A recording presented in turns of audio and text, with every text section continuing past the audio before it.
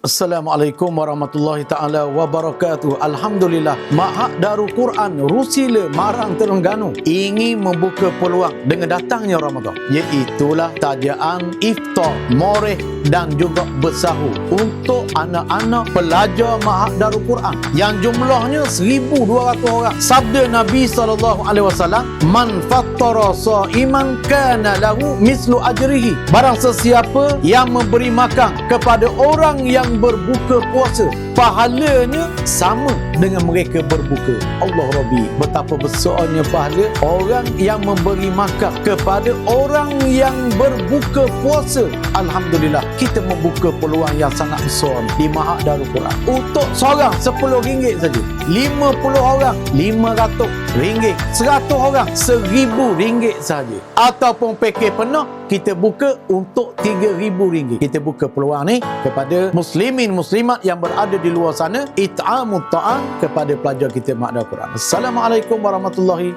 wabarakatuh.